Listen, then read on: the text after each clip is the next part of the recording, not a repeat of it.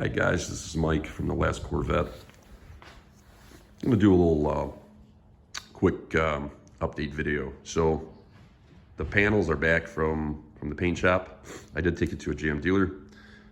So the quarter panel is on. It's not seated all the way. When I say seated, it's not torqued in, just because I wanna, once I put the bumper on, I'm gonna gap everything and make sure everything looks good, and then I'm gonna tighten everything up. So quarter panel is on, the bumper is reassembled. When I say reassembled, I took everything off, right? So I took the lower diffuser off, and it takes, it's not hard, but it takes a little bit of time. So I got that reassembled, and then what I'm gonna do is I cleaned, when I had this quarter panel off, there's a video showing the vehicle, without the bumper and without the quarter panel, but I'm gonna wash all this off on this bumper support, just like I did here, just, all the dust and everything else that accumulates over, years and years of driving. And this is an Oklahoma Corvette. So this one was driven pretty much a year round, versus Michigan. Right now it's beautiful, but we get snow, salt, and they usually sit here. So one of the things that I am doing is I'm putting a Pioneer, double din head unit, and as you can see, I got a backup camera just sitting there, but there's gonna be a backup camera, and there's also gonna be a front camera. Front is gonna be a bullet style camera I'm not sure where I'm gonna put it yet, but when I get everything installed, I'm gonna figure out a spot. This location here is permanent, meaning that I'm gonna keep it. If you look on these C6s, this is where your key cylinder goes. Obviously, we all know we put the key in if the battery dies. This is where the push button is to unlatch or unlock your trunk lid if you have your key fob, in your pocket or whatever. So the original OEM way, there's a plate with the cylinder and the push button, obviously harness. It's actually stays on the vehicle. So it attaches to the OEM bumper via rivets. So I'm not going to put rivets back in. What I'm going to do is I'm going to use, it's actually going to be, obviously square, but what I'm going to do is I'm going to use, and this has a post, so I'll show you guys. So this is a post, threaded post with a nut that it comes with as a kit.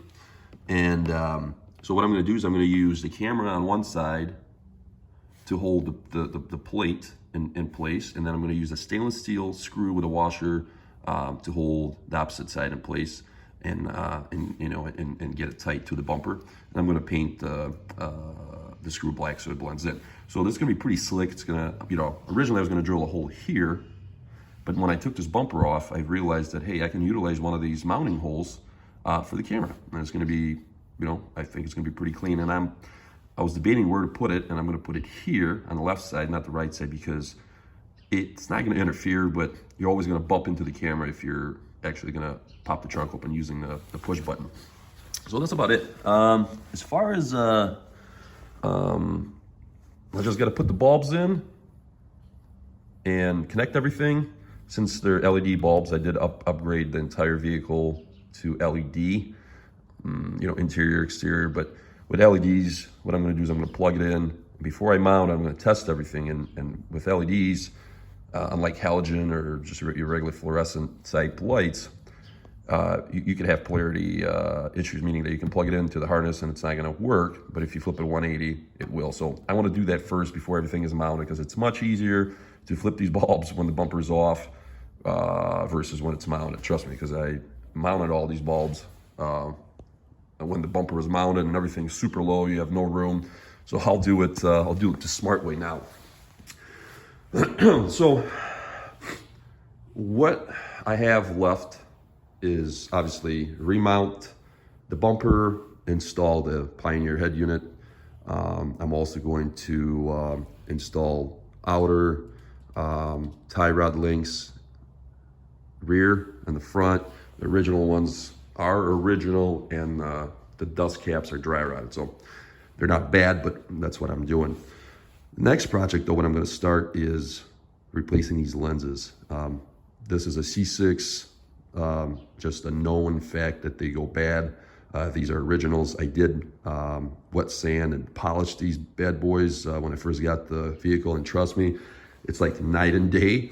They were yellow and just nasty, but still, I mean, they're cracked on the inside. And when I say cracked, it's just from the sun. The actual plastic itself is got spider webs everywhere. And so I bought a kit. I'm going to do that next. And just happens to have an oven in my garage, so I'm gonna need that. Really, that's about it. You know, come springtime, I'm gonna have everything. I'll do a four-wheel alignment, four-wheel balance. I am gonna replace the rear tires to match the front. The fronts are B.F. Goodrich. Real nice tires, almost new. The rears are about 50%, and these are some kind of off-brand, whatever tires. So I'm gonna, put a matching tires on there. Also, going to have my buddy that works for a Chevy dealer replace the dreaded fuel pump. It is leaking. Whoever had this before me had a leak, never knew about it, because I never knew about it until it got colder. I put the car in the garage. As you can see, there is quite a bit of fuel leaking when the vehicle is on or running. So that is no good. What I am going to say though is, yeah, this has to come out and at a dealer, and at the same time he's going to do my transmission service. He's going to drop the pan, drain the fluid, and replace the filter and put everything back on. It's easier to do it on the hoist. I was going to attempt to do this in the garage, but you know what I said? How about no? How about I do it the right way and actually do it at a dealer and do it right? But that is your the dreaded C6. And it's been leaking for a long, long time. The only difference is it finally got cold in Michigan, and I think the high pressure side is just completely gave out. So what I'm going to do is just take it to a dealer come spring and get it towed over there and do it right. Been seeing a lot of C7s, auto auction rebuilds, and I've watched a few videos, some forums that the C7s also have this issue, with the crossover pipe and everything else, still utilizing 2 tanks. So it's always been a GM's, big flaw there in the design and also in the parts that they used, whoever the supplier was. All right, enough of that. I'm gonna do another video explaining why I ended up with this car, why I created the channel, what the channel is all about, and what the future holds for the C6. This C6 is not going anywhere. This is going to be my, my project car. So I'll catch you guys later.